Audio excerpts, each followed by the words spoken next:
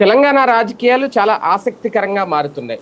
కవితను ఎప్పుడైతే బీఆర్ఎస్ నుంచి సస్పెండ్ చేశారో, వాస్తవానికి ముందే కవిత తిరుగుబాటు జెండా ఎగరవేశారు. బీఆర్ఎస్ పార్టీ చీలిపోబోతుందా, కవిత వెనక ఎవరున్నారు, ఇలాగ రకరకాల ప్రచారాలు జరిగిన నేపథ్యంలో ఎప్పుడైతే సస్పెండ్ చేశారో కవితని, బీఆర్ఎస్ నుంచి ఎప్పుడైతే బయటికి పంపించేశారో, తర్వాత రాజకీయ పరిణామాలు ఎటు తిరుగుతాయి, ఎటు మలుపు తిరుగుతాయి అంటే ఆమె మళ్ళీ బీఆర్ఎస్ స్టాండే తీసుకుంటున్నారా అంటే తాను కేసీఆర్కి సపోర్ట్గా ఉన్నట్టుగానే మాట్లాడుతున్నారు.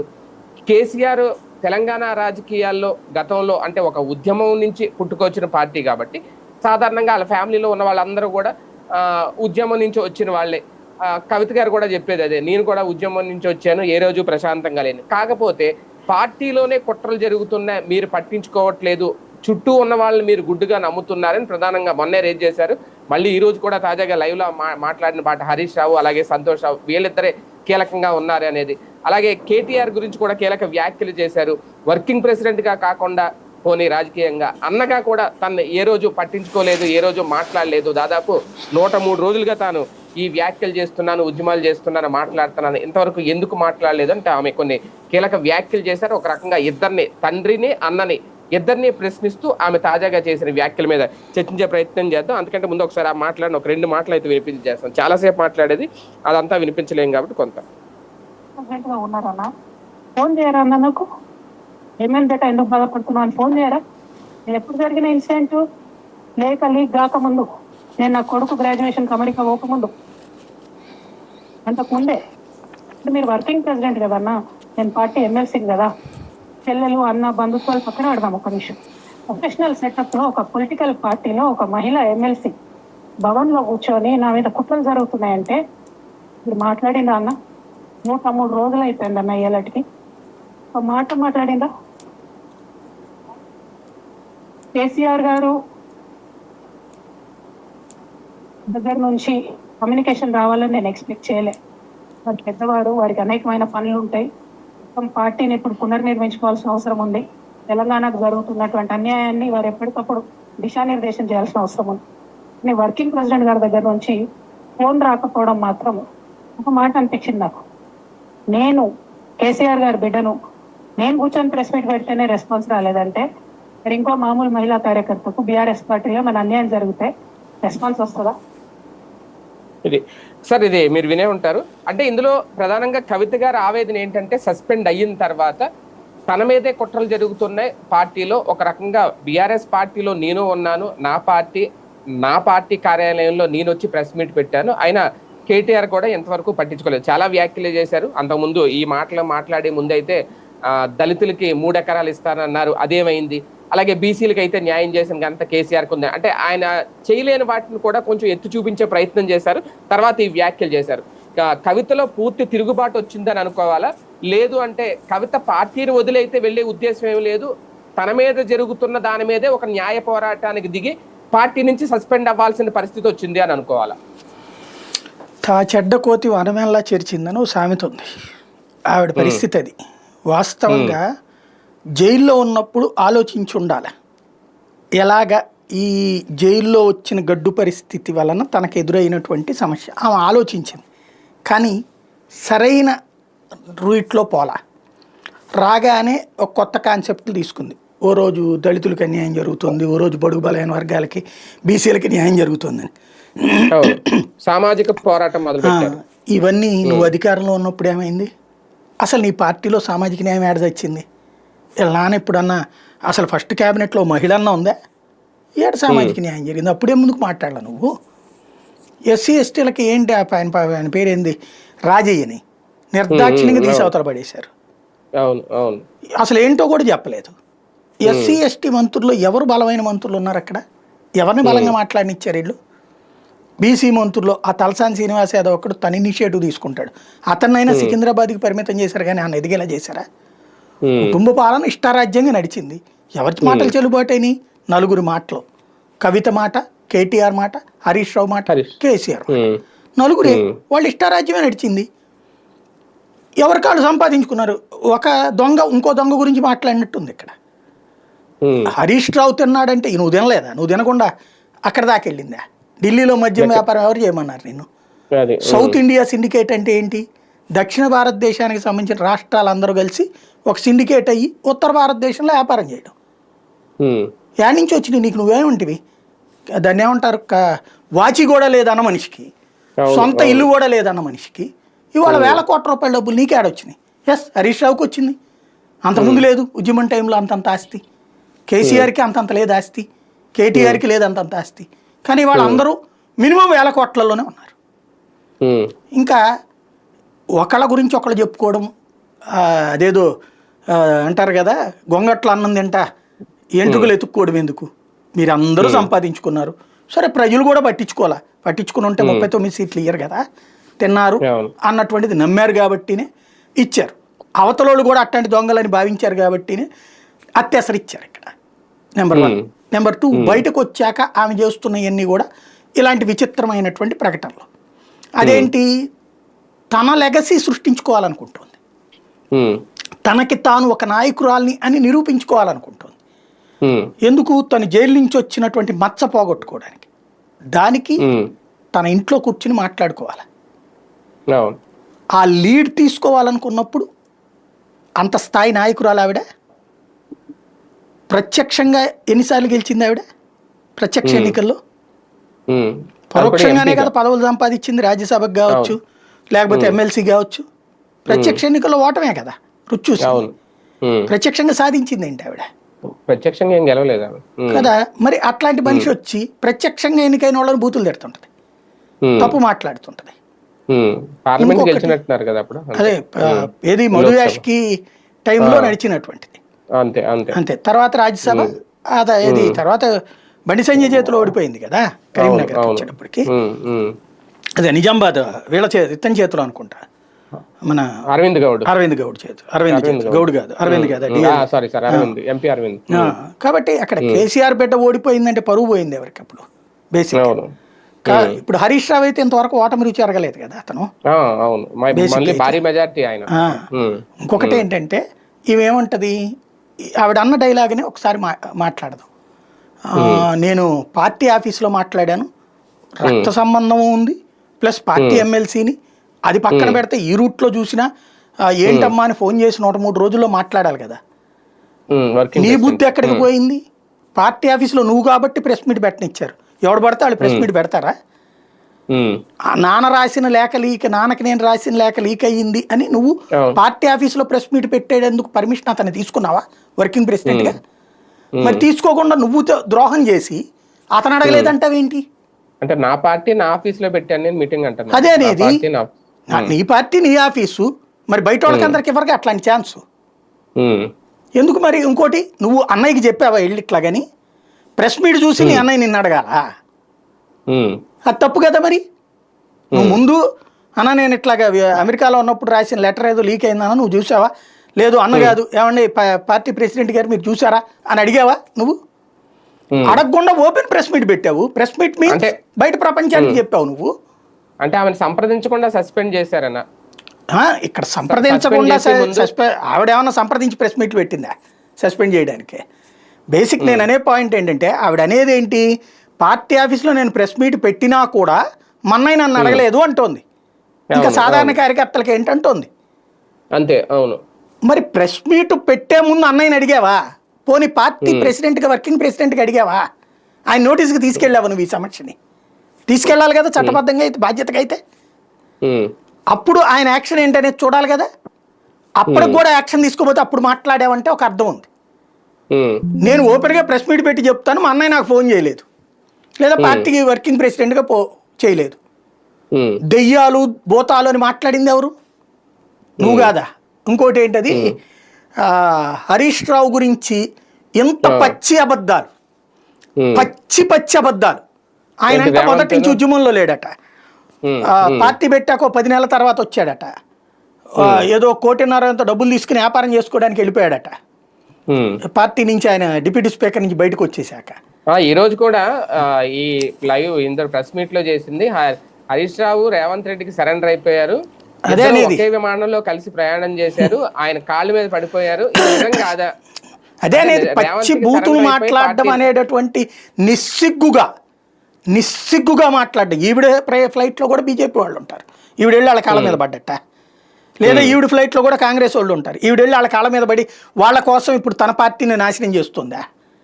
పాయింట్ ఏంటంటే హరీష్ రావు పార్టీకి ఓ రకంగా చెప్పాలంటే కేసీఆర్ ద్రోహం చేశాడు మధ్యలో కొన్ని రోజుల పాటు. చివరికి భోజనం చేసేసి దీక్ష కూడా విరమించేశాడు. ఉస్మానియా యూనివర్సిటీ వాళ్ళు కొడతాననకపోతే ఆయన దీక్ష కంటిన్యూ అయ్యి ఉండేది కాదు. అది కూడా మీడియా కూడా నాటకం ఆడి ఆ రోజున అర్రే దొంగచాటుగా పెట్టారంట అని చెప్పి అబద్ధాలు ఏదో చెప్పి కవర్ చేశారు ఆ రోజున. కేసీఆర్ కూడా ఉద్యమం నుంచి బయటకు పోయాడు కానీ హరీష్ రావు ఏనాడు ఉద్యమం నుంచి బయటకు పోలే. హరీష్ రావు అక్కడే ఉద్యమంలో కమిటెడ్. అక్కడ ఈటెల రాజేందర్ కమిటెడ్, తెలంగాణ జేఏసీ వాళ్ళు కమిటెడ్, ఉస్మానియా జేఏసీ వాళ్ళు కమిటెడ్, ఉద్యోగులు జేఏసీ వాళ్ళు కమిటెడ్. కేసీఆర్ కుటుంబం అది అప్పనంగా వాడుకుంది ఓ రకంగా చెప్పాలంటే. వాడుకుంది, ప్రజలు కూడా పోనీ రాజకీయం జిమ్మికి ఆయన చేశాడులే అని హర్షించారు. అంతే తప్పించి అప్పుడు కవిత ఆడుంది. అసలు హరీష్ రావు వీళ్ళందరూ ధర్నాలు చేస్తుంటే మధ్యలో వెళ్ళి ఫోటో దిగి వచ్చిన మనిషి కవితను కేటీఆర్ యాడ్ నుంచి ఉన్నారు. వీళ్ళు వీళ్ళ వ్యాపారాలు, వీళ్ళ కుటుంబాలు, వీళ్ళ జీవితాలు వీళ్ళు ఎంజాయ్ చేస్తూ కూర్చున్నారు.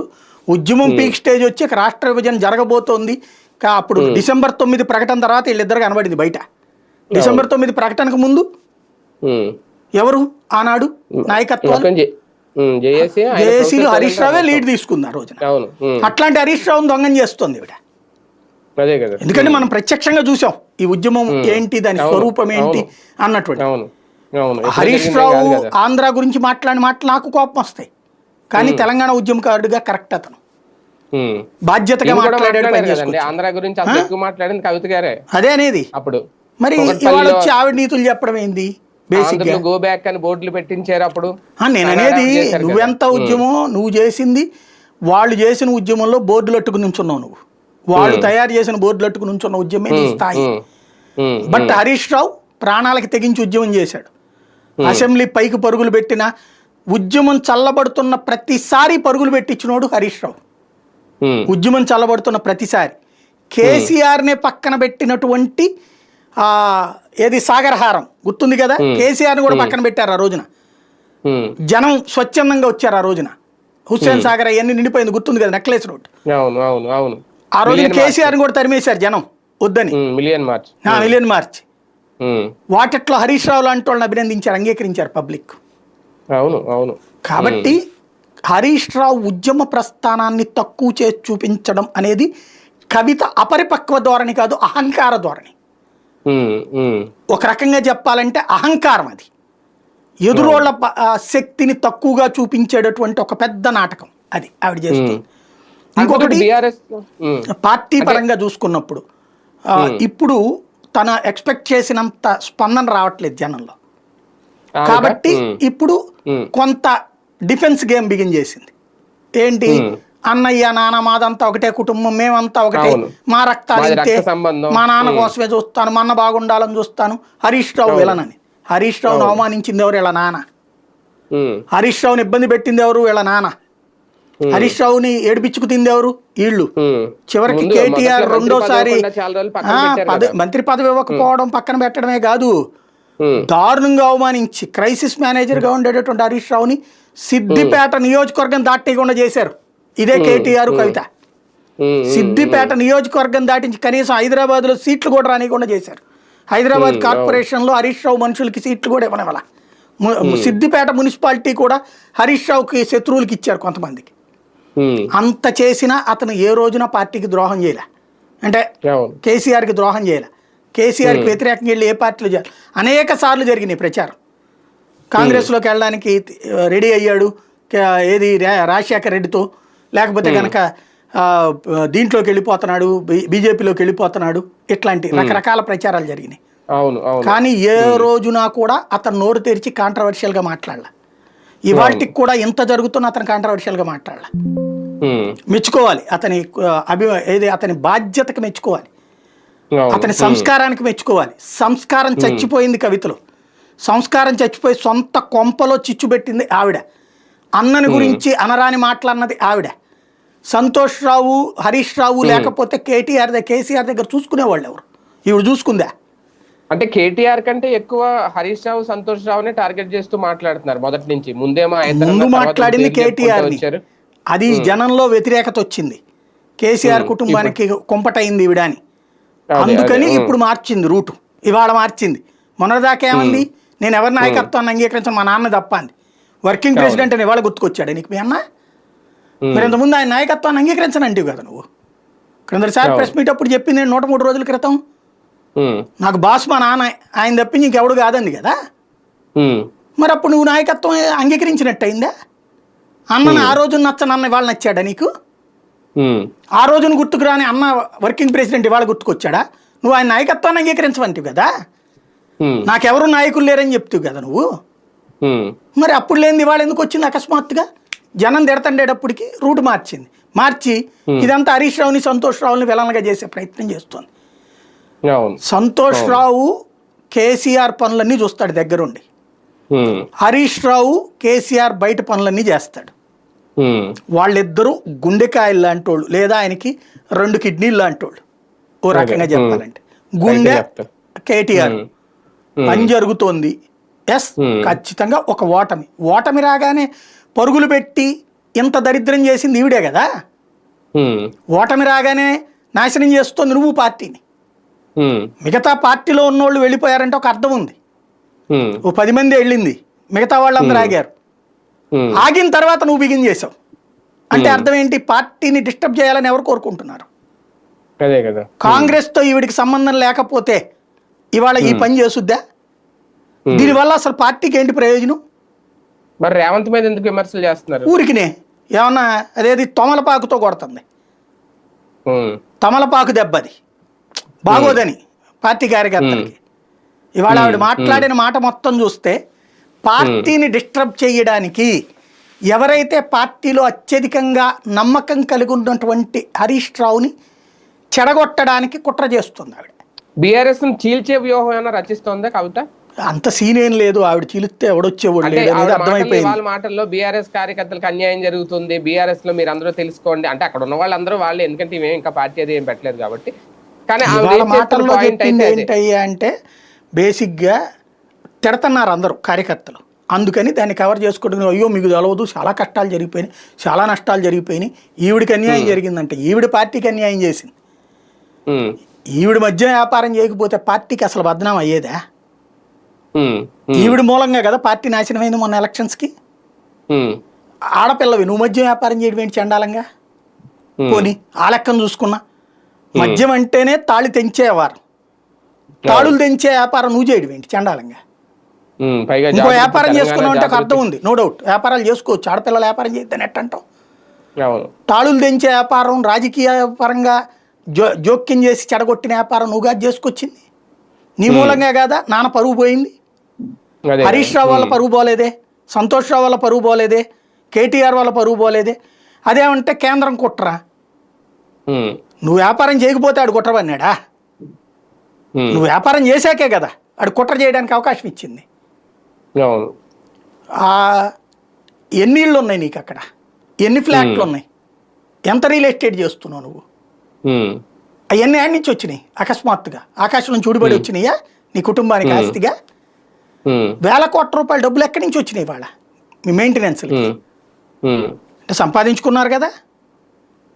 బేసిక్ సమస్యల్లో ఒకటే స్థితప్రజ్ఞత లేని రాజకీయం, అవగాహన రాహిత్యంతో కూడిన రాజకీయం, డబ్బు తెచ్చిన అహంకారంతో కూడిన రాజకీయం, కుటుంబం నాశనమైనా పర్లేదు నేను ఎదగాలి నేను బాగుపడాలని కోరుకునే రాజకీయం.